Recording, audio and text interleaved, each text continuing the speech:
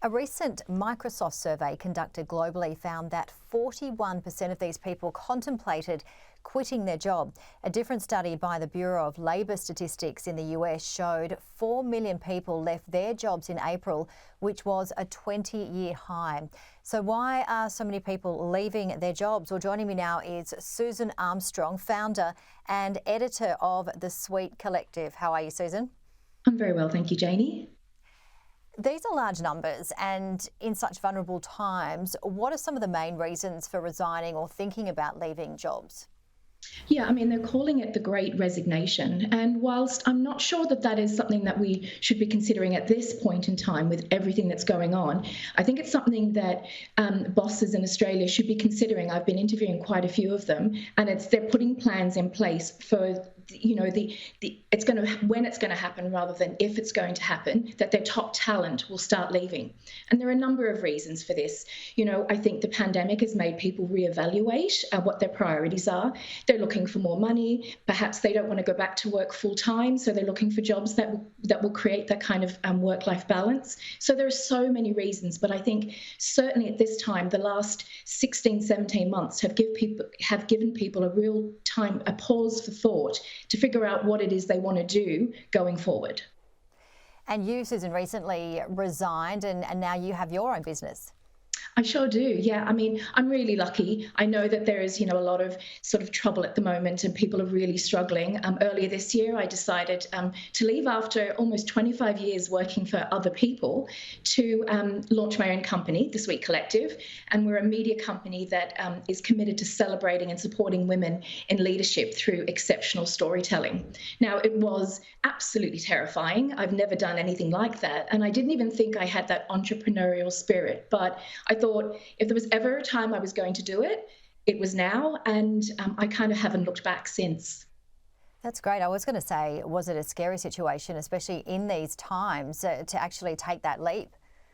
Yeah, I mean, I think it's scary to go out on your own at any time, but particularly at this time, things are so uncertain. But it's also an opportunity. I think I saw it sort of a little niche that I could create. I create this weekly or sometimes fortnightly newsletter that I send to my database, and it's a mix of business and lifestyle. So it's a little bit of relief. It's also about celebrating women in leadership. And I work with companies on creating really great content that sort of cuts through the noise. As we know, right now, there is so much noise on the internet. So it's about really creating that content that sort of represents your brand in the right way. And who are some of the inspiring women that you've seen and looked up in terms of taking a leap and created their own company? Oh, there are so many women. I just recently interviewed Janine Alice from Boost Juice, who is fantastic. And then there's also all these women I was reading, like I was doing some research on an article about how it's never too late. I'm in my late 40s and, I was worrying that maybe it was too late. Maybe I'd missed, the time to do it. But I started doing this research, and one in particular that stands out is Linda Weinman. Now, she started off, she had a punk new wave clothing store in LA in her 20s, and then she was working on movie sets, special effects in her 30s. And then in her 40s, she decided to teach herself web design. So she went from that, and then she started to teach students web design, and then she created this platform.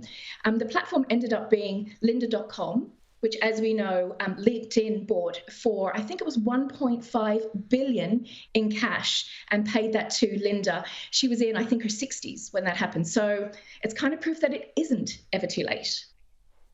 Absolutely. It's incredible, these stories. And you work with founders and CEOs with providing better content online. As you said before, there's so much noise. Have you got some of your best tips? Yeah, I mean, I think the most important thing to do is to find your voice. Like I said, I mean, it was 30 years ago yesterday that the very first website went live in the world. And now there are billions of websites, and something like, 400,000 or 500,000 of them are created every single day. So it's important when you're trying to get your message, whether you're an individual, whether you're a company, whether you're a brand, you've got to make sure that your voice resonates. And you've got to kind of cut through the noise that way by creating really sort of impactful content. It shouldn't just be about selling. It should be about, sort of solving problems. And the thing is, people don't resonate with brands, people resonate with people. So if you can kind of have that personality in your content, you're going to sort of cut through the noise and stand out from the rest. Great advice, very inspiring. Thank you very much, Susan Armstrong, founder and editor of the Suite Collective. You stay safe. Thank you very much, Jenny. You too.